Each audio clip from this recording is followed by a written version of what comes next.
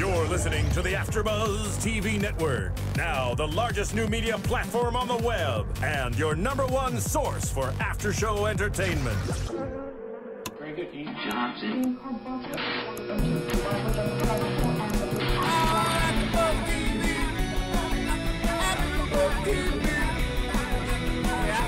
From the AfterBuzz Studios in Los Angeles, California, and streaming live on Ustream, this is AfterBuzz TV for The Secret Circle. We'll break down tonight's episode and get you all the latest Secret Circle news and gossip. If you'd like to buzz in on tonight's show, you can buzz us at 424-256-1729. That's 424-256-1729. And now, picking up where the show leaves off and the buzz continues, it's AfterBuzz TV for The Secret Circle. Hello, AfterBuzzers. How are you doing this evening? I am your host, David Schifilliti, for Season 1, Episode 13 of The Secret Circle, titled Medallion. I am joined, as usual, every week by the lovely and wonderful Billy Nilles. Oh, fanfare. It's too much. It's too much. It barely was anything. Keep going. Keep going just a little more, please. Hello. No, maybe not. Hi. How's it going? Oh, there we go. Please. Oh, what a wonderful episode of The Secret Circle. It was fun tonight. It actually was really entertaining. Yeah. I mean, I know that I sound shocked, but I am kind of. Episode? What? The Secret Circle rocked my world tonight. But it did. It was good. It was like a little life-changing. It was I mean, it kind of was. They were dealing with I know, a little sappy. They were dealing with a lot of, like, technically witch issues, but that could be translated into, like, real life issues for teenagers out there, for young adults like ourselves. Right. And, you know, it hit home, I think. I think they did a great job with tonight's episode. All right. Touched you in that special place. It did. A tear forming in my eye. Well, I'm glad. Faye and Melissa. Yeah. Faye and Melissa. Oh, the Bandito Blanco. What? What does that even mean? It was on Third Rock a couple weeks ago. It was a euphemism for cocaine, the white bandit. Oh. Oh, okay, I get it now. I mean, I just feel like Faye is such a bad influence on Melissa. And granted, we missed a week, so if you didn't know that, we missed a week because there wasn't an episode, so we're back this week. And Melissa last episode, we saw her finally, like, getting a sense of self and standing up for herself and becoming friends with Well, Melissa was gone last week. Was she? Yeah, it was the week before that at the Fire and Ice Dance. And Oh, last right. week, Melissa was camping with somebody or something. That's right. Okay, so whatever. 3 weeks ago, Melissa was finally gaining a sense of self, and we were seeing her Right. stand up for herself and becoming a woman of her own. And developing these sort of more better friendships, these stronger friendships, these Or redeveloping, right. we should say, because she was friends with Diana before, which we found out in that episode. And more positive friendships. Right. More And healthier, I think, is the best. It was the word I was looking for like 5 words ago. Was healthier. So Melissa's developing healthy relationships, which we like. But then she went camping and came back and she was back to Doritos. Like, it was just Back to Doritos. What a good simile. like she left snacking on celery and she came back with like a Cheetos bag. Good for her. Falling off the bandwagon in more ways than one. Definitely. I mean, I feel like she's just this character that they keep around so that there's somebody who is always doing something worse than anybody else. and always sort of somebody who is in trouble. I feel like Constantly. she is always sort of the woman tied to the train tracks. Like she's always sort of, you know, they always continue to put her in that position where she's the one who needs the help. Which I think is sort of a disservice to the actress. It seems sort of like, okay, we're doing this again. Like she's going to become the one with the big problem again. It does kind of like bother me. I'm like, can't she just like progress? Can there be progress? I mean, I just feel like they've sort of placed her in this position where, yeah, she's part of the circle, but she's such a secondary character to the storyline that they have to give her something else to make it her presence interesting because otherwise we'd be like, why is Melissa even here? I mean, Can't she go camping again? She doesn't really do anything, and she sort of just like is annoying and hangs out with everybody, but doesn't like do anything. Right. She's kind of like Matt on Vampire Diaries. Yeah. No, I agree, and I think that this did sort of set us up for an actual like meaty storyline for Melissa. I mean, thank God. For a while there, I thought they were killing her off. Although I do worry that this could, in fact, kill her off. I mean, we saw Faye dealing with this devil's spirit, which oddly enough looks a lot like cocaine. And also, you react to the same way people react to once on cocaine. Right, but it's technically like an herb, right? They said it was an herbal supplement. That was what Callum, whose name we learned this week, referred to it when we first heard of this. Name, thank God. Yeah. What's the most interesting to me is that it looks like cocaine and has the same effects as cocaine, and yet they're like, they're just waving the bag. My baggie of devil's spirit. They're like on the dance floor, like using it as a prop. It like flies all through the air, and they're like, oh, crap. There's no concern or discretion when it comes Not at all. And yet when she calls spirit. Callum to get devil's spirit again, she's like, you came into the party. Like, but you're not concerned that he's showing everybody. But before he came, Faye literally takes the bag out, goes to pour the entire pile into her hand in front of like 10 people and lets the wind blow it all away. What did she expect was going to happen? She's standing outside on a dock. Like, hello, lady. It's powder. It's powder. Of course, it's going to fly into the wind. And how gingerly was she holding that bag? Literally the entire bag flew out of her fingertips. Like she's like, ooh. Like what was going on here? And yet she's crazy mad at Callum Protect your drugs. Entering the party. Don't let them blow away. If you learn anything tonight, it's to protect your drugs. I'm just kidding. The views expressed herein are those of the hosts only and do not necessarily reflect the views of AfterBuzz TV or its owners or principals. I talked about this earlier this week on Pretty Little Liars, and I'll talk about it again this week. I do not condone the use of drugs, but if they're going to bring them up on television shows like The Secret Circle, at least don't be so cavalier about it. Yeah, I agree. Right? Let's be a little bit more realistic with it. And yet, again, Melissa calls Callum to get drugs, and they have to meet like on a seedy dock. It looks like they were in front of like storage units. Like those doors look like little, like the little garage doors. Yeah, no, I know exactly. Like what I was you're like, why talking is she at like a U-Haul like holding facility? Why couldn't he just come over to your house? You don't have parents, do you? Like, no, we haven't met them. So, to us, Melissa does not have parents. What do you think that we're getting to a romantic entanglement with her and Callum? Well, she did say this week that he reminds her of a loved one she once had, which she's clearly talking about Nick, because Callum is kind of a jerk like Nick.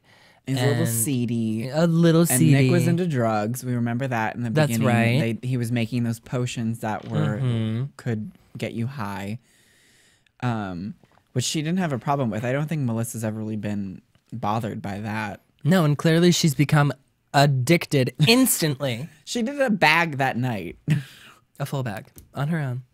Instantly addicted. She has an addictive personality. She needs to She needs to go to AA or NA and like get some help. Yeah.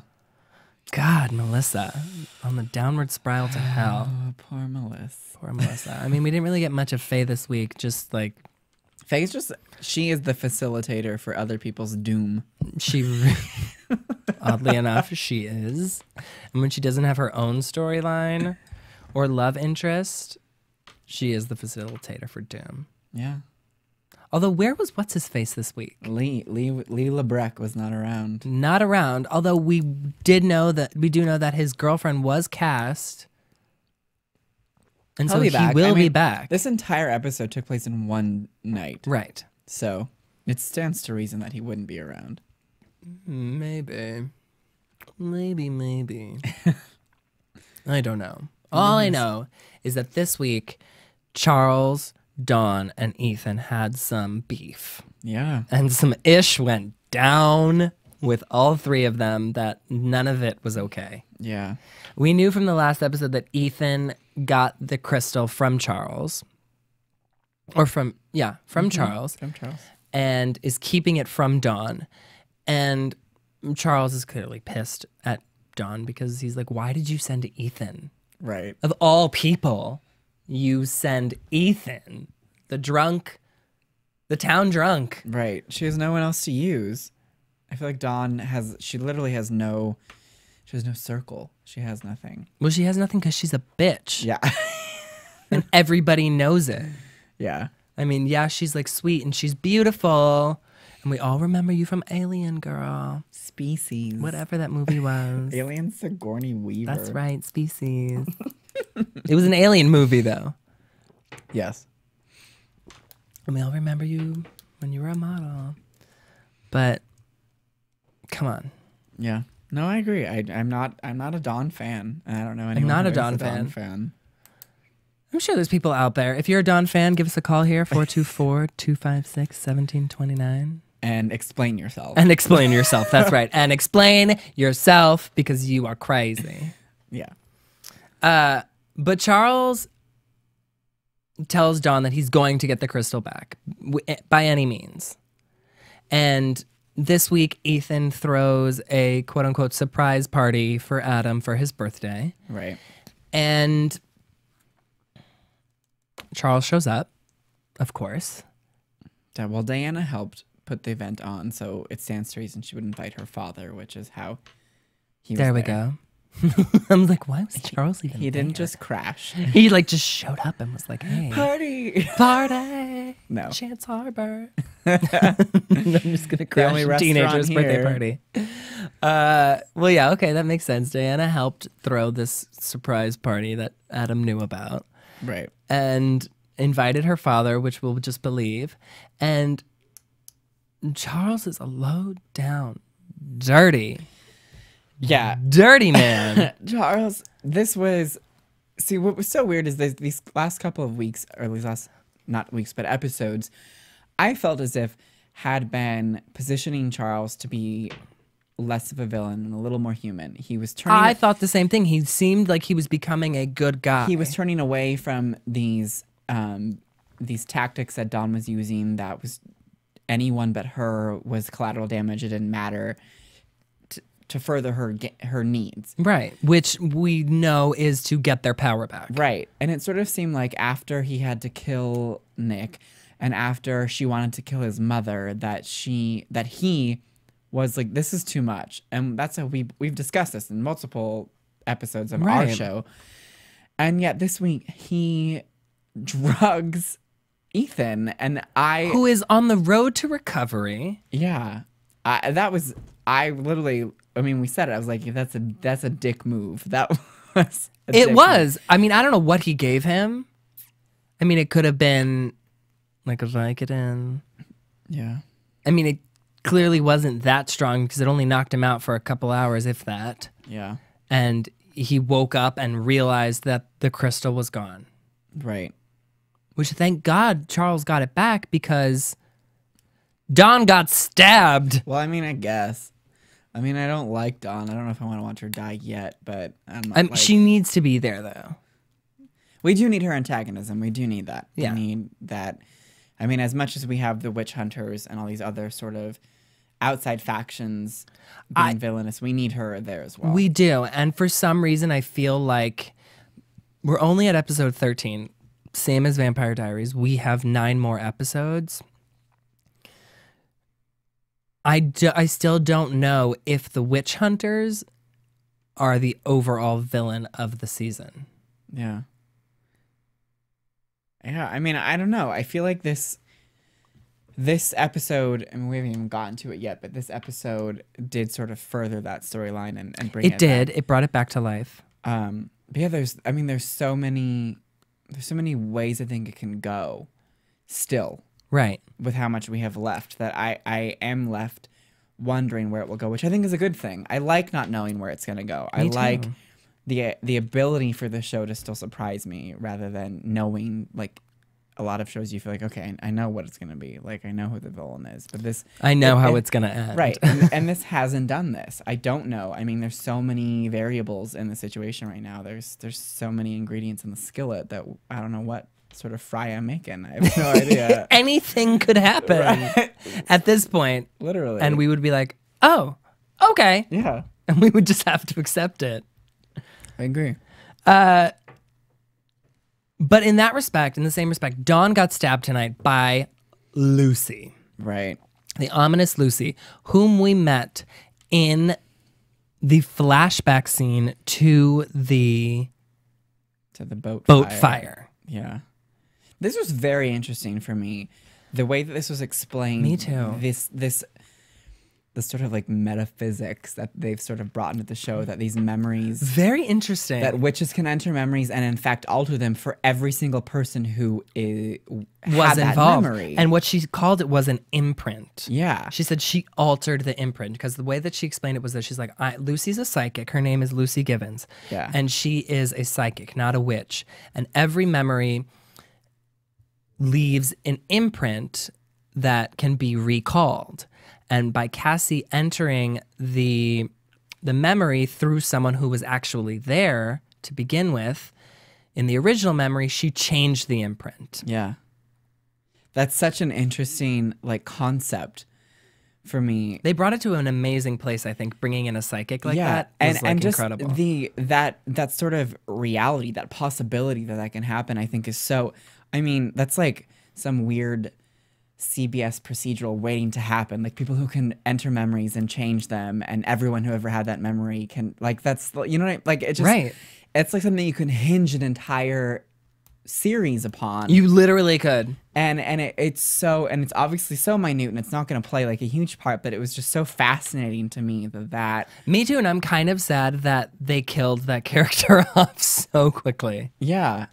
But even though they've killed her, that possibility still exists. We know these witches can enter memories, alter them, do things with them, which in the long run is still so interesting and rife with so much possibility for them to really do whatever they want. They can go like into any Cassie knows memory. She can change anyone's memory of her or any memory of anything. Right. Yeah. Very. And alter so reality. Sci-fi and so different from the sort of like supernatural world that's very science fiction. Very, very like Fringe. Like I feel like it's an episode of Fringe, you know? Like it's so, and I love that. Like I'm a huge sci-fi nerd, so it was like, that was a cool thing they brought in here. It was. I was like a little shocked that they brought it to that, and like very impressed. Yeah. Very impressed. Yeah, I dug because that. Lucy shows up at Cassie's house in the beginning of the episode and explains everything to her that we just explained to you, and is like, you changed the imprint of the memory. Last week, you showed up in my memory and you were not there before. Yeah. And then I realized that you were alive and who you were. So I sought you out, and I'm quote unquote in trouble being here because the witch hunters are after you. We do find out later on in the episode that 16 years ago and today, she was working with the witch hunters. She's a turncoat. What? A turncoat. Is that like some Civil War? I think it relates to the Revolutionary War, not the Civil War. That's what I meant to say. Like the British. Yeah, but it has to do with people who turn again. They're liars. It's a turncoat. Interesting. Treason. You learn something new at AfterBuzz TV every day. Let me tell you, Billy comes up with these things that I feel like sometimes I don't even speak English. I just paid attention in history class. I did too, but I never heard that in my life. It's a thing. Look it up. I promise. I believe you 100%. I do. I do believe you. But either way, Lucy comes up with this plan that we don't find out till towards the end of the episode, when she finds out that Cassie has her father's medallion. Right. And I mean, all the storylines sort of intertwine with Lucy, and she sort of is like the through line through the episode, driving force, if you will, and tells Cassie that to use the medallion, it needs to be opened. Is that what how she put it? The medallion needs to be activated. Yeah. And there is a spell to activate it, but you need the entire circle to activate it, and then you can use it, which, in my perspective, if Cassie weren't so naive, she would have seen through this. She would have seen through it, or realized if it even, quote unquote, did need to be activated. It wouldn't need the whole circle. Well, it would have already been activated because she saw her father use it. Right. So technically speaking, if her father was using it and it did need to be activated, it already was activated and she didn't need to reactivate it. Unless it has to be activated towards the user's power. I mean, maybe that's what she was thinking, but I feel like Cassie is sometimes so stupid. Very. Very. Like, beyond, right? Yeah. Like, it's not just me thinking that, like, oh, okay, she's just an impressionable young girl who doesn't know anything about anything and will believe anybody. She literally believes anyone. She does. Someone could walk up to her and be like, hey, I was your mom's best friend and it's raining frogs outside. And she'd be like, hell yeah, it's raining frogs. Seriously, what's so frustrating about her, though, is that she'll believe someone who says that, but Adam, who's always right about somebody's intentions, she'll never listen to. Never. Till the day she dies. And it's just like, it's so hard at episode 13 for your lead to see them still continually be so dumb. I mean, granted, she is like, we will get to it, but she is her powers are getting stronger finally. And she's learning to control them, I think.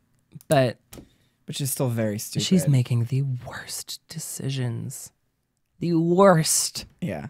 It's just, I mean, obviously, it's, you know, we need it. It needs to further the tension and the drama. But at a certain point, you're like, okay, this person needs to learn something. Like, I need her to learn one little thing. I feel like once. It's these producers and showrunners who also work on Vampire Diaries. That's why I sort of keep talking about it. I mean, they do the same thing with Elena on Vampire Diaries. Yeah.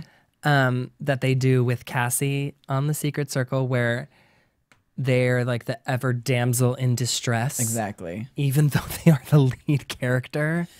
Right. And I mean, not to go too deep into Vampire Diaries, but it almost makes sense because Elena isn't a person with no power. She really can't protect herself. But Cassie as a main character is a person with extreme power. She has the most power, technically. Right. And it's like, how long can you realistically put the person with the most power always in the most trouble?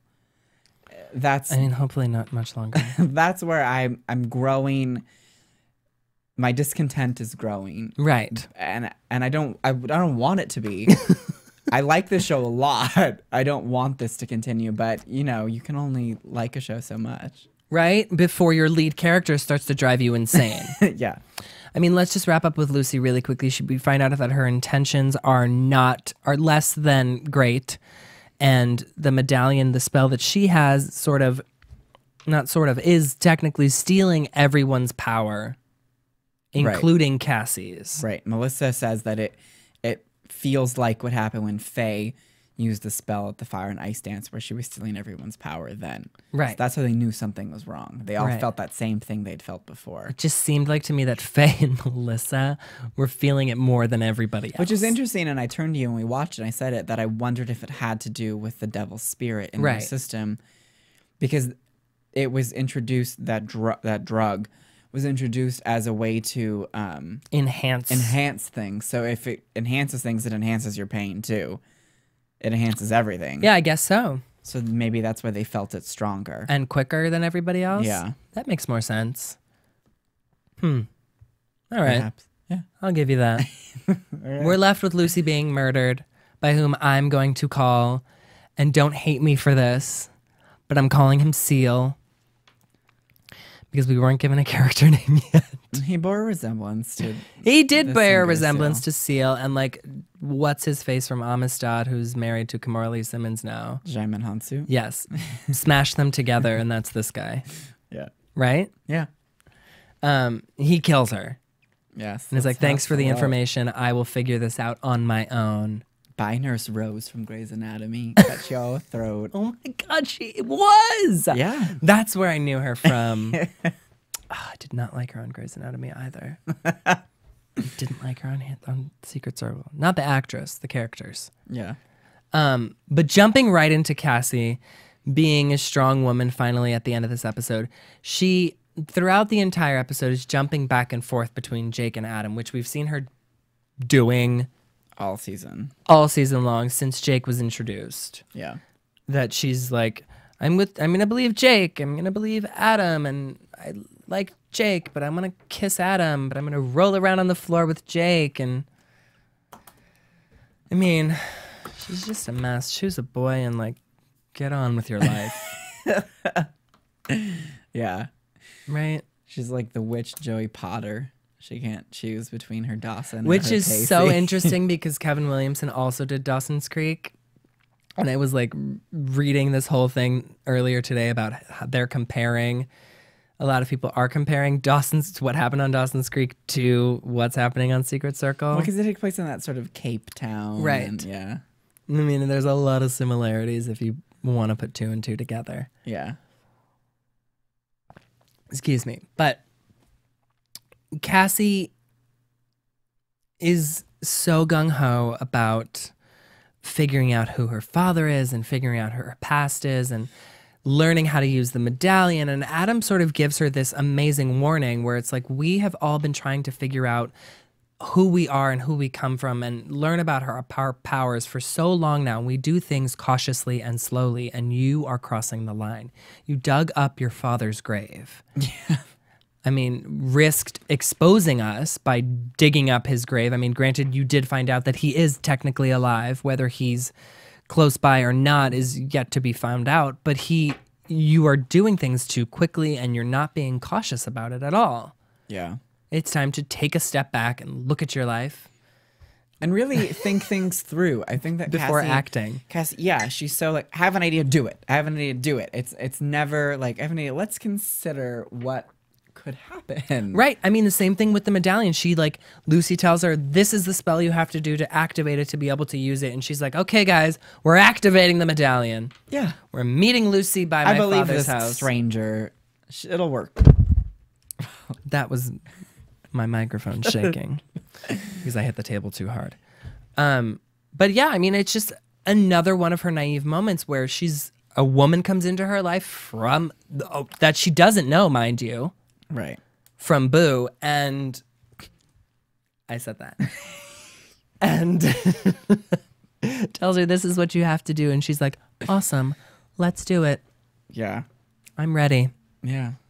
When do we want to do it? How do I need to do it? Where should I meet you? Yeah, but when she does figure it out, she shows a pretty... I mean, she figured out that something was going wrong fairly quickly and was able to be like, all right, I remember how to use it. This is what's going down. I'm going to burn you alive, ho. Yeah. That's how I sort of felt it happened. Well, it was more like, ma'am, I'm going to burn you, maybe. Like, it wasn't as strong as, ho, I'm gonna set you ablaze. It was more like, you better watch out, girl. It was more like, may I please light you on fire or go away? It was very, and you did say it, and I do believe it, that when is she going to, like, grow a pair? Yeah, there was just, I don't know if it is an issue of direction, if it's an issue of acting capability, potential, or what it is, but there was a strength that was missing from that scene for me. For me as well. It was an unbelievability in what she was saying. That I feel like maybe a stronger actress's hand, maybe a director pushing harder could have made that more intense. Right, because at this point I feel like I understand that Cassie is sort of loving her dark magic. And we know she's supposed to be so strong. And this woman, this Lucy, is supposed to be deathly terrified of her. And you're sort of like, I mean, it was sort of like watching your little sister try and like yell at you, and you're like, oh, whatever. Like you're like 10 years younger. I know, little and sister. So like, I mean, right, I don't mean to knock on it, but I have to say that as a fan of the show, I have to admit that it didn't work for me very much. It was a little weaker than I wanted it to be and needed it to be. I agree with you. For it to ring true. Yeah, no, I agree completely. I mean, there was definitely something missing from that scene, and I think it was the fact that we, as viewers, aren't seeing the darkness that needs to be there within Cassie, because we're left at the end of the episode with Cassie in the basement of her father's old house, sort of like reveling in the power that she's feeling. Right. And even in that scene, it doesn't read. Yeah, that one felt a little truer than the. I think that was more the effects. The woods, yeah. Than what she was doing. I do agree. There's something a bit amiss. Yeah. Yeah.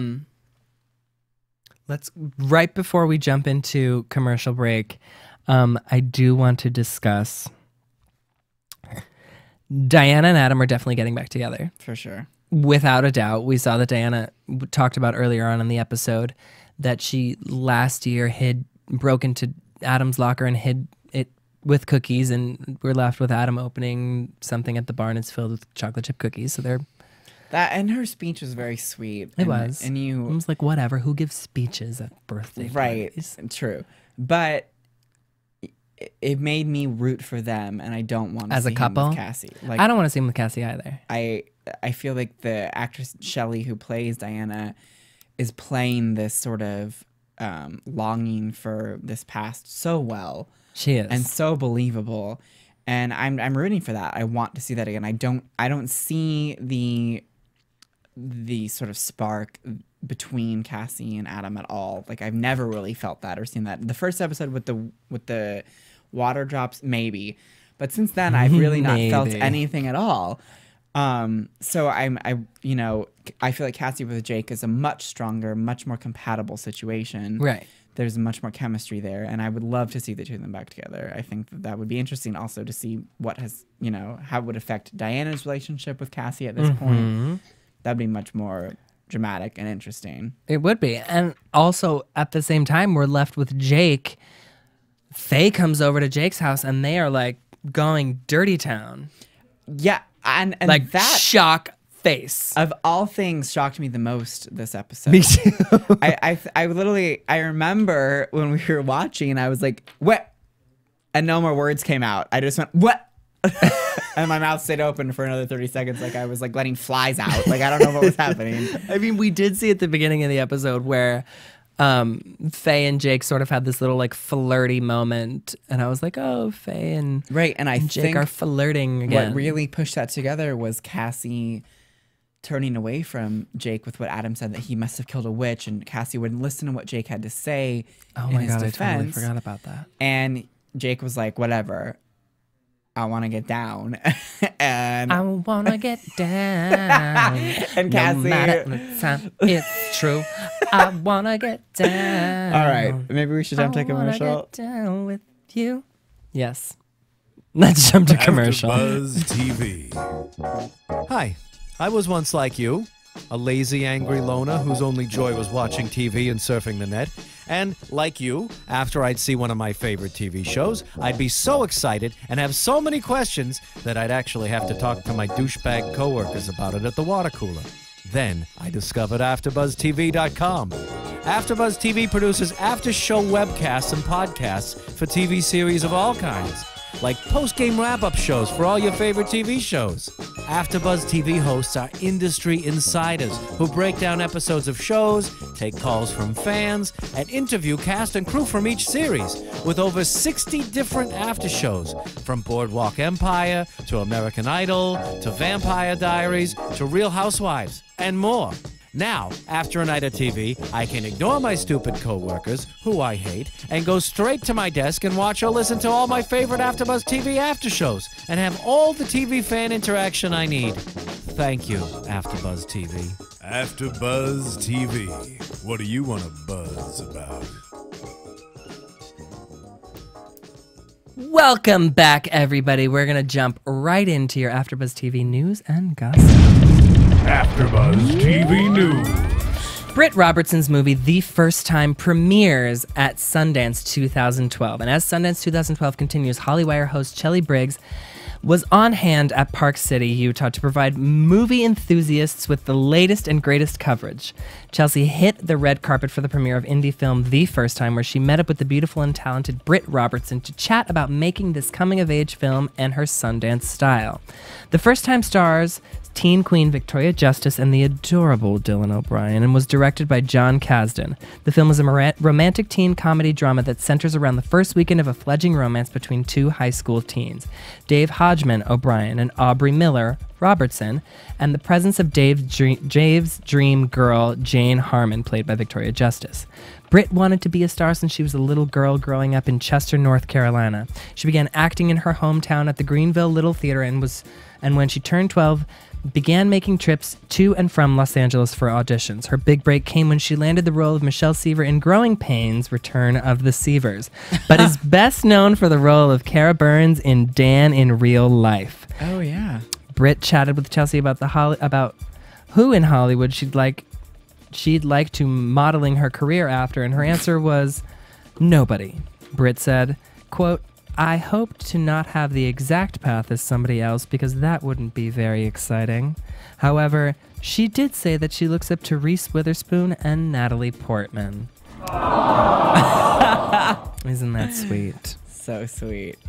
All right, well, Secret Circle star Chris Zilka explains why he loves Pretty Little Liars star Lucy Hale. Oh, it's hard to imagine why our imaginary boyfriend, Chris Zilka, fell for Lucy Hale. She basically looks like a real-life brunette Barbie doll, and don't even get us started on her gorgeous eyebrows. I didn't write this.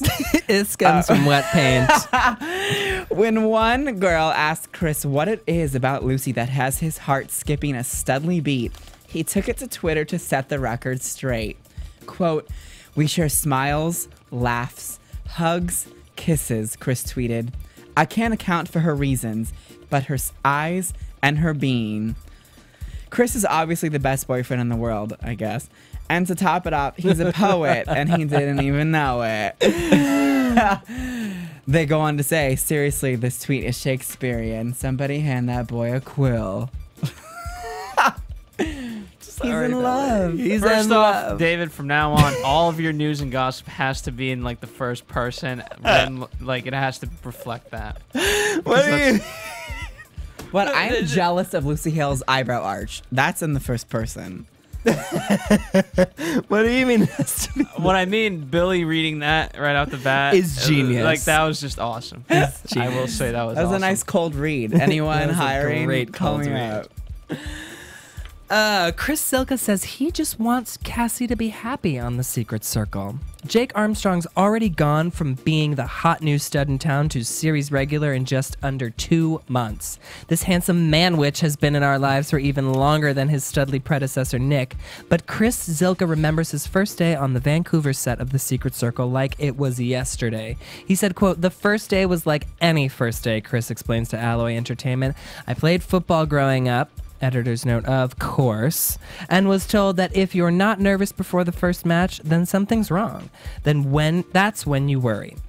If you're not nervous, if you've got to have a few butterflies in your stomach, you don't care enough. There are many reasons why Jake swaggered into Chance Harbor, but first on the list is stealing Cassie away from Adam, her star-crossed lover boy. He said, "I think," quote, "that I'm Team Cassie," Chris says. "Whatever she chooses, whatever makes her happy at the end of the day is all that is really important to me. Obviously, I want her with me. I want her with Jake, or whatever they're calling it, cake." No. No. Delicious cake.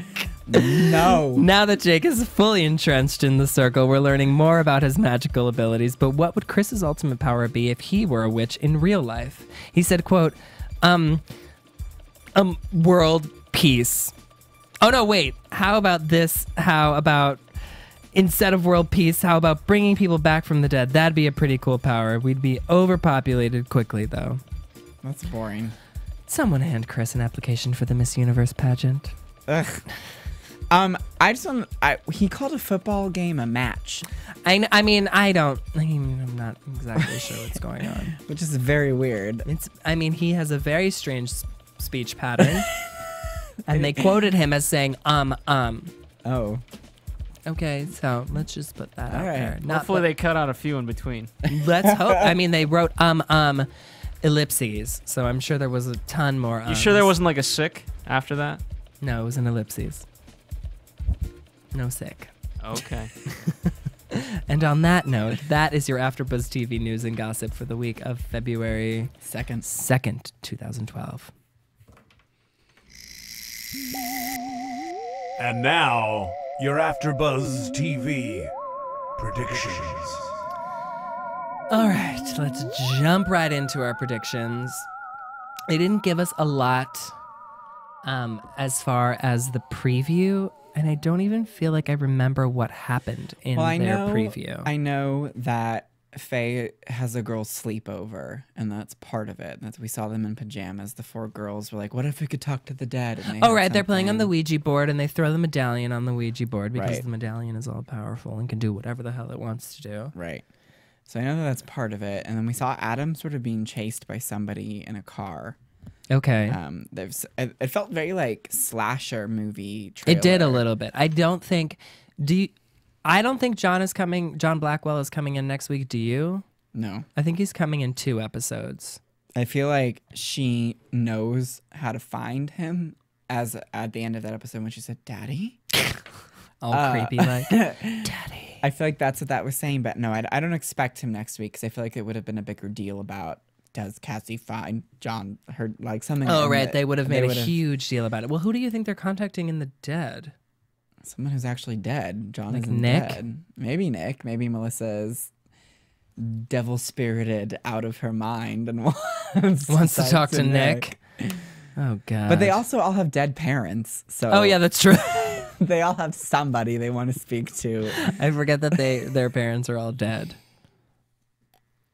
So, yeah, my biggest thing, yes, and it's so not very big in like the grand scheme of things, but when is Jane coming back? Right? Grandma has been missing for weeks and weeks, and she has yet to come back. I swear to God, she is coming back the final episode. Like to save somebody's life? To save the day. Yeah. What a bummer for that actress. Right? She had just like fallen into like the routine of like being back, and like she was every week, and then all of a sudden gone in an instant. Yeah. Nobody's safe on the Secret Circle. I know. So what do we think that this new SEAL witch hunter is gonna... Oh, God. Where do you think... I mean, what do you think the plan is? Do you think he wants to find John as well? Do you think he might want to use Cassie to find John? I don't know. I really, honestly, I think that it has more to do with the medallion and less to do with John Blackwell. Or even anyone holding it. Or anybody holding it. At the end of the day, I think the medallion is going to play part in our season finale and how everything is going to be wrapped up. Okay. And I think that's the means to the ends. Because he did make mention to the fact that he was like, I sent you out to get the medallion for me and you couldn't do that. And then he killed Lucy. Yeah. I'll have to get it myself. Yeah. All burned face. Well, he was burning that fire. I know. Poor guy. Poor guy. All right. Well, thank you for joining us. Please join us again next week, Thursdays at 11 o'clock Pacific Standard Time. From everyone here at AfterBuzz TV, myself, David Schifilliti, Billy Nilles, Phil Svitek, in the booth, Kevin Undergaro, and Maria Menounos, we thank you. Good night. Good night. From producers Kevin Undergaro and Phil Svitek, engineer DJ Jesse Janity, and the entire AfterBuzz TV staff, we would like to thank you for listening to the AfterBuzz TV network. If you have questions or comments, be sure to buzz us at info@AfterBuzzTV.com. And you can find us on Facebook or follow us on Twitter by searching for AfterBuzz TV. Buzz you later. The views expressed herein are those of the hosts only and do not necessarily reflect the views of AfterBuzz TV or its owners or principals.